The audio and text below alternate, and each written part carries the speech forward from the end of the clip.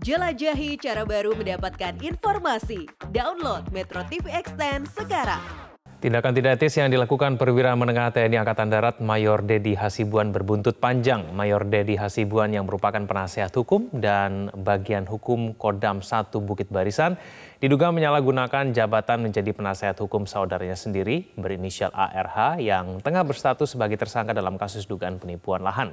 Apakah dibenarkan seorang personel militer aktif nyambi menjadi kuasa hukum dalam kasus sipil?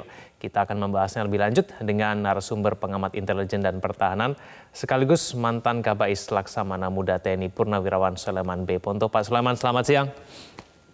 Ya, selamat siang. Ya, mohon penegasan Pak Soleman, apakah boleh perwira TNI aktif menjadi penasihat hukum? Tidak boleh, jelas. Tidak boleh, saya ulangi lagi. Itu salah. Ya. Jadi sudah jelas menurut Anda Mayor Dedi Hasibuan melakukan pelanggaran?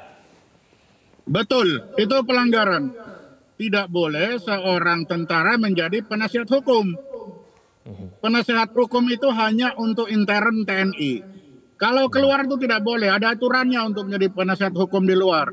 Harus lulus kursus advokat, harus ada penyumpahan, harus sudah pensiun setelah 2 tahun. Jadi tidak boleh itu hal yang salah. Itu sudah pasti salah itu.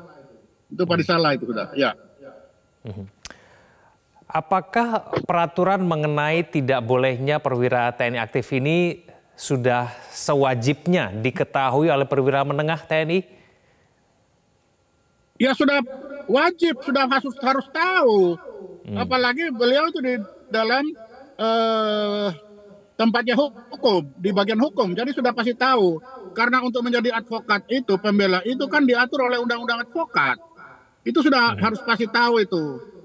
Nggak mungkin dia tidak tahu. Apalagi datang membela orang sipil. Itu tambah nggak benar lagi itu. Kalau masih militer, masih oke lah.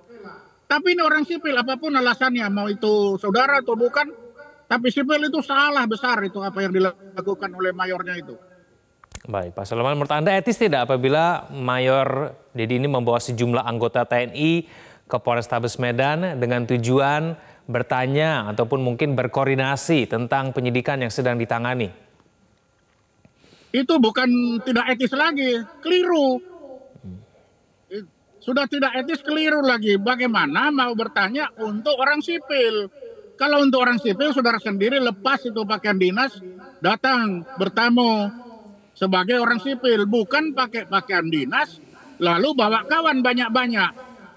Itu tuh sudah tidak etis lagi, sama sekali tidak etis itu, dan itu sangat keliru. Pak Soleman, banyak yang mengatakan itu adalah penggerudukan. Menurut Anda itu apa kalau bukan penggerudukan? Ya, seperti itulah. Saya tidak tahu lagi bahasanya mau pakai bahasa apa. Itu kan datang beramai-ramai. Datang bersama-sama beramai-ramai untuk bertanya kepada sesuatu yang tidak ada hubungannya dengan kedinasan. Kan itu yang terjadi. Jadi apakah memang tujuannya membawa sejumlah anggota ke Polrestabes Medan itu memang untuk memberikan tekanan begitu kepada penyidik polisi menurut Anda? Ya, apapun orang merasakan seperti itu. Walaupun dibilang, ini kan hanya kawan. Tapi kalau dengan banyak-banyak orang begitu, itu pun tersiratnya seperti itu. Itu tersirat itu seperti itu. Sehingga betapa pentingnya orang yang di dalam itu. Jadi saya berpikir kasus ini tidak sesederhana itu. Ada kasus besar di belakang ini. Tidak mungkin hanya sesederhana itu. Sampai sedemikian pentingnya orang yang ditahan itu perlu dibebaskan oleh seorang mayor bersama-sama dengan kawan-kawannya. Kan begitu. Menurut Anda ada hubungannya apa yang dilakukan Mayor Dedi dengan tersangka ARH ini yang merupakan saudaranya dan tersangka pemalsuan lahan begitu kurang lebih? Ada hubungannya? Ya, Pak Soleman. Saya menduga ada hubungannya. Sebagai seorang mantan intelijen, saya punya feeling dan ada informasi ada hubungannya. Dan itu mungkin perlu didalami oleh intelijennya Mabes TNI, Puspom untuk mendalami hubungan antara ARH ini dengan pemalsuan surat menyurat dalam pembelian tanah itu. Sertifikat tanah. Baik, Pak Sulaiman, kita ke isi percakapan ya antara Mayor Dedi dengan Kasat Reskrim yang viral ya. Dalam video yang viral itu Mayor Dedi mengatakan ada diskriminasi yang dilakukan oleh penyidik polisi. Kliennya ditahan, tapi tersangka lain ditangguhkan penahanannya. Menurut Anda ada diskriminasi tidak yang dilakukan oleh penyidik polisi?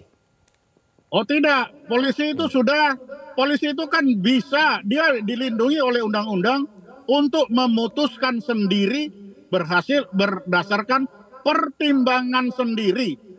Jadi pertimbangannya si polisi ini tidak bisa kita intervensi.